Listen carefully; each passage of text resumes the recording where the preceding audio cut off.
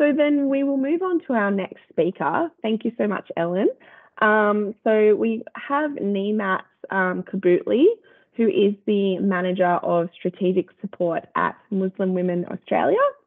Neemat will be speaking on working with women and children from migrant and refugee backgrounds in a refuge environment, providing culturally, linguistically, and religiously appropriate support. Welcome, Neemat. Thanks, Livia, and thanks, everybody. That was really interesting, Ellen. Thank you so much for your contributions, and also comparing the differences and what we can learn sort of from state to state as well is really important. I also wanted to acknowledge the traditional owners of the lands and pay my respects to elders past, present and emerging. I'm coming to you from Darug country, and I also wanted to extend my respect to Auntie Raylene, to you, and you spoke about something I've only really recently learned about, which is the concept of Didiri. And I really resonates with me in my cultural and spiritual practice, in really being grounded and sort of, having those firm, deep roots, but standing up really tall as well, and slowing down and breathing. So thank you for that reminder. So my role at Muslim Women Australia is to manage the Linking Hearts Multicultural Family Violence and Homelessness Service. And we've been successful in the Tranche 2 of the Coron Cluster round. So we're still very much, as Livia said, at the bricks and mortar stage. But we're also a specialist homelessness service, and we were a founding member of Domestic Violence New South Wales as well, right from the 1980s, part of, the intersectional feminist approach well before the intersectional feminist approach took hold. But we're so glad to see some of the changes that and the journeys that we've all come on as a sector in really embracing diversity and inclusion and difference, and understanding that the service ecosystem that we operate in is going to need to look differently for different communities, and that's actually a strength, not a weakness. So there's a few different lenses, I guess, I'll speak from today. And I think just to provide some context within the New South Wales framework, we operate a specialist homelessness service, which is our Linking Hearts service, but we're also a Tier 3 community housing provider. And I think that's really important because it can speak to the nuances and the challenges within the core and cluster model within the New South Wales sector, given that, we can speak from what a culturally competent, client-centred, trauma-informed, DV-informed service model looks like, an integrated service delivery model looks like, but as well speak to some of the challenges which the sector is grappling with around sort of tenancy management and asset management, and some of those factors which are very real as well. And how do we maintain, which is so important, that specialist DFE trauma-informed lens that, Ellen was also speaking about, that framework in terms of a sector which is also, meeting the needs and does address homelessness issues, and it also does that in a way where we've undergone a lot of reform, which took away some of that specialisation with the going home, staying home reform in the last 15 years. So I just wanted to contextualise just a little bit of that component before sort of speaking about, what I see we can do really, really well. It's an opportunity in this space to do this better. So just a little bit, so Muslim Women Australia, we utilise an integrated service delivery model within a therapeutic healing framework to support and empower culturally and linguistically diverse women and children experiencing DFE alongside a housing first approach. And so our model sort of brings together holistic support options focusing on prevention and early intervention, safe and supported crisis and transitional accommodation, rapid rehousing, and intensive support with clients with complex needs. We do that in a way which upholds client dignity, agency and choice, and we work towards equitable access and culturally, linguistically and religiously inclusive service provision that is client-centred, trauma-informed, strengths-based, and does that within a safety framework. And I really wanted to address also the point around how risk and safety looks like for multicultural women. And so when I'm speaking about migrant and refugee women, I'm really speaking about that continuum of what that looks like for victim survivors that access our service. It could be newly arrived and recently arrived newly arrived and recently arrived communities, or sometimes it's working with women and victim survivors who are not permanent. They are temporary migrants and they have different income and migration challenges, right through to second, third generation Australian communities who do need to navigate, different state-based formal processes or informal customary processes as part of their healing and recovery from domestic and family violence experiences. So a fundamental principle of our model is the inclusivity of faith and cultural competency to ensure that the multifaceted needs of women are met in accordance with their intersecting identities. And that means putting a safety framework and a human rights lens around, the state-based processes that women navigate. Now, that might be legal aid, that might be family law matters, criminal law matters, property settlement issues alongside safety, as well as customary and communal processes. And that might include kinship practices, religious mediation and arbitration processes, dowry processes. So it's just about creating a service model and a service environment that looks and assesses the risk and safety and the human rights aspects for multicultural victim survivors in that framework. So that's a little bit about what we do. I think bringing it down to core and cluster is so important, because what it does is, in providing a physically safe space for women, we can do that in a really innovative way. We can do that in a way which we provide privacy, and we need to balance between our ability to provide privacy for women without it becoming isolating or also just becoming a workspace. And so I think with the core and cluster design, I know in Orange, Rebecca, you mentioned you've been doing it amazingly well, and it was born from the regions. But when we're bringing core and cluster model as well into metro spaces, there might not be as much land opportunities. You really have to be quite innovative in how are we going to balance between having, a really safe private space that doesn't also become a work zone for people and provides us a level of comfort. It's also really important for multicultural and multi-faith communities, because the home could be the one space where a Muslim woman, for example, might take off her hijab, or she might be comfortable. So we really have to think through some of those considerations around how do we keep that safety around in that area. So some of the things that I really wanted to highlight in terms of a physically safe space, and this is why I think it's so important, the work that DV New South Wales has done and led the way in this space around the good practice guidelines, and we've tried to contribute to that in a really robust way around, having including child inclusive spaces which allow, for parent and children to be there together. Thinking about really flexible room configurations and design enhancements which allow for maybe dual door access to support larger household groupings. We have a huge housing crisis in New South Wales and across the country, but particularly when it comes to affordability or not having rooms or crisis accommodation that supports households in staying together or families in staying together as they escape violence.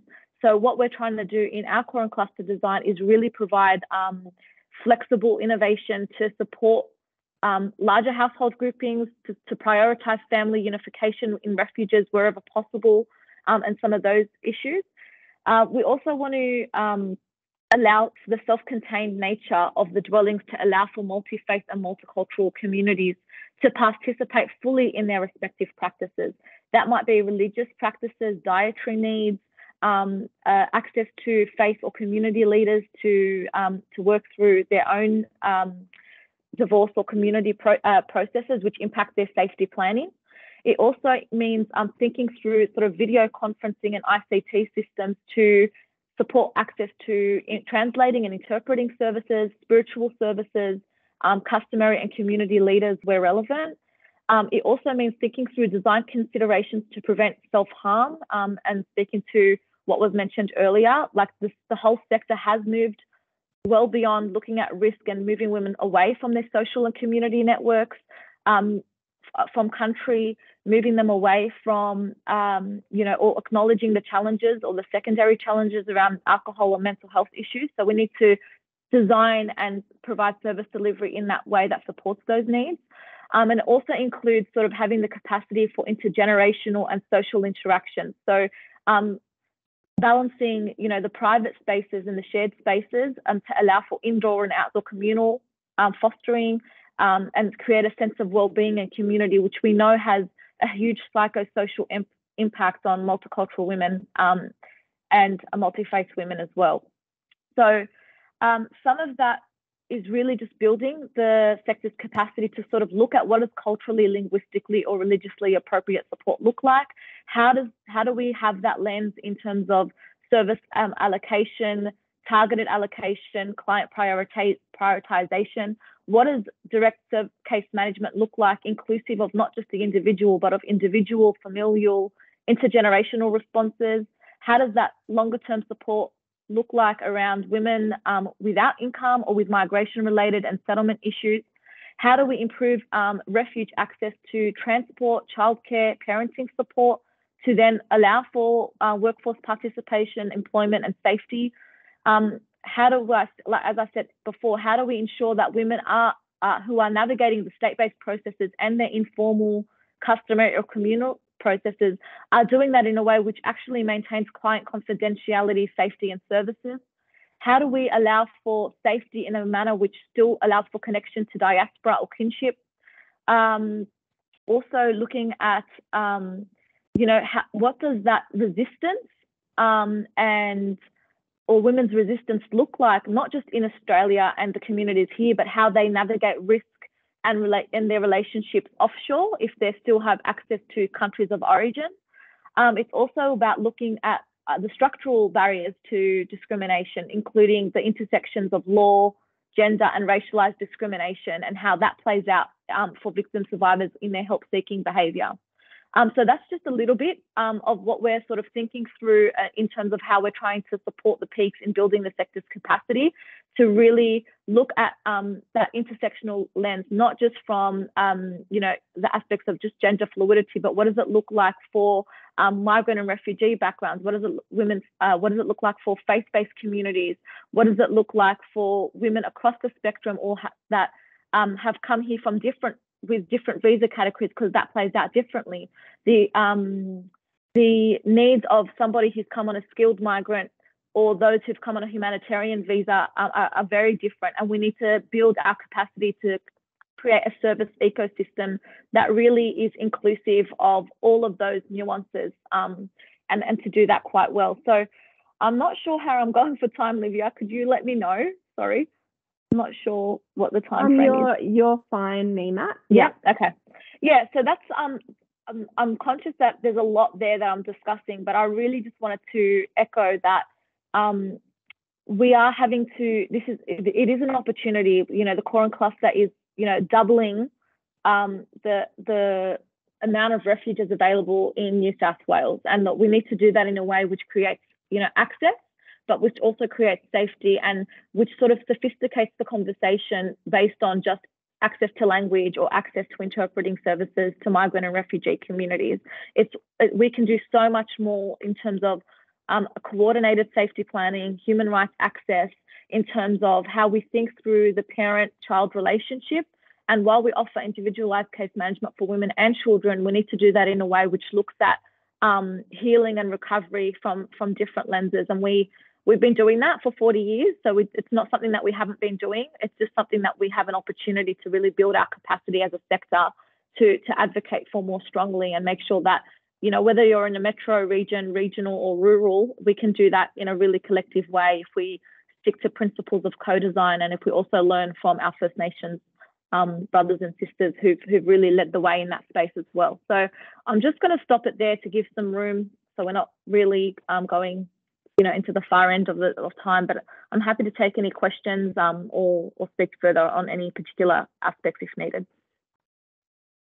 Thank you so much, Neemat. I love, the level of detail that you've gone into, and it's so important, for us to have that focus on women and migrant families, particularly when we know now that I think it's, 1 in 2 Australians have a parent who's born overseas. So it's just crucial that we get this right and that we make sure refuges are safe for everybody. So I think we've got a question there from Ryan who has his hand up. I did what Hannah did, and I pressed the raise button instead of the clap button. Sorry. Thanks, Ryan. Okay, I think Raylene actually has her hand up. Is that a real hand, Raylene? It is. It is. Yeah. Thank you so much, Nima. And I think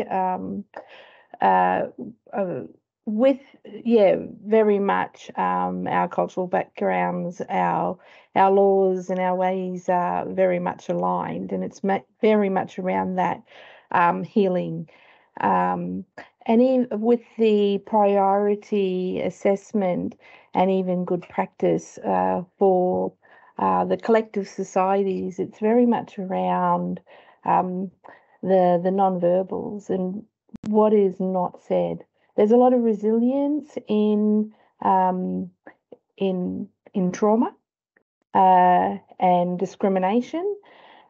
So for Aboriginal and other cultural groups that are of the same view, it is really like, is there a lot of conversations, with people who don't actually say what is actually happening. The unsaid is so crucial to good practice around domestic violence. I've given, there's a lot of, our focus is very much on healing and replenishing the soul and replenishing the spirit, which is why, being back on country, I'm even sitting here by campfire every night. I get to ask you to sit on a campfire in this beautiful cold weather under the stars. So the healing and faith and rejuvenation to the spirit is so important. But the unsaid, with the priority assessment being on such a high level of obvious risk of harm, is that captured in the assessment tools for that eligibility criteria? Which is my question. Yeah, so for definitely in terms of targeted allocation and client prioritization, we obviously in New South Wales, we've all got a different system. It comes through either DV line or linked to home, and then every service has the vacancy management system, and then we have those processes in place. So there's definitely a level of initial assessment and then a comprehensive assessment that is followed. We also utilise the DV stat, of course. So all of those mechanisms exist, and we apply them. But you're right, there is a lot that is unsaid. There is a lot that comes with time, building a language of respect, building a language of trust. And victim survivors do test that out, and they have every right to, because there's so many times that they haven't been believed, or there's so many hurdles that they've had to jump to even access help-seeking behaviour, help-seeking practices. And so we obviously, in a refuge and crisis setting, there are, different resources and different prioritizations that need to happen. But in terms of that longer term pathway to healing and support, that is the objective, around listening deeply, around understanding that as a sector, we also need to recognize that sometimes we hold up disclosure as the golden beacon. And it can't always be the case, because if we do, then that actually might be harmful and not therapeutic to some women and some communities. And so that's why, as we advocate around domestic and family violence, sexual violence, all of those issues, we need to keep, we need to have minimum standards, and we need to have good practice guidelines, and we need to be accredited and speak from the same language around these issues. But we also need to keep the mechanisms flexible and open, because what might be a great practice for one woman might not be that for another. And that doesn't mean we're not owning her story or owning her resilience, but we just need to respect that might not be healing and therapeutic for her. And so that comes with time, and it comes with expertise, and it comes with decades of practice, which we're very grateful to have. But as we move to these reforms, these opportunities, they pose a lot of opportunities, but they do face challenges if we don't see and listen to the lens that women come with, and how they bring themselves and their stories into that space. I hope that's helpful. Very much so. I think it's always important just to keep on pointing out that our lived experiences and beliefs are always reflected and need to be voiced out all the time. Thank you so much. Thanks, Neemat, and great question, Raylene. I just want to touch on as well, Neemat, you mentioned, the development of quality standards here in New South Wales, which is so important. And we know it's something that CCJ are looking at really seriously. Hopefully they'll be looking towards our good practice guidelines, and that's what we've been advocating for. But it's something that we certainly want to see across the sector here in New South Wales, so that women and children and all victim survivors, get the appropriate support and the appropriate response that they deserve, but also so that the sector gets that recognition as well, that the work that you do is really, really important work, and there are minimum standards for that work.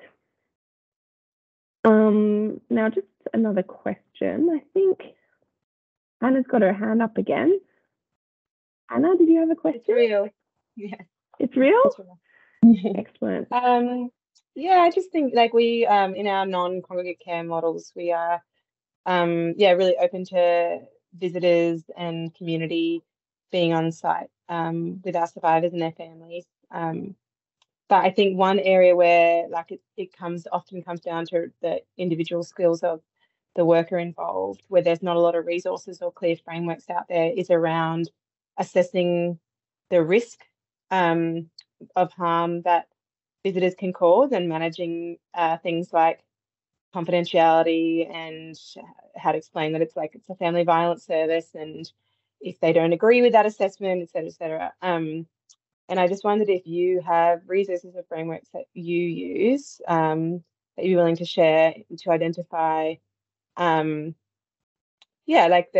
risks that sometimes having community members and visitors can bring, not just to the survivor they're visiting, but to other people on site.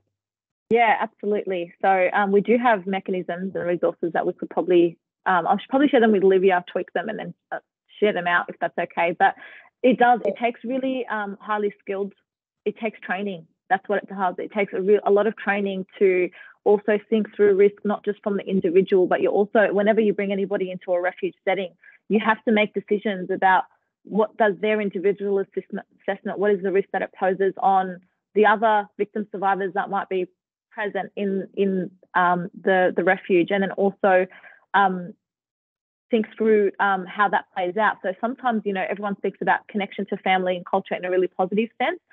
Everything is a tool. Sometimes it's really positive and sometimes it's negative, or sometimes it's about negotiating with the client based on the individual case plan and the individual needs, that this might not be a priority right now. Maybe we need to work on this and this, and we can do that in a different setting or a different time or a different place, because it could have those expectations. So I definitely acknowledge that everything has its pros and cons related to the individual and their circumstances. And so that's why I think as well, when we talk about, minimum standards and sort of checklists and frameworks, they are crucial. We need them.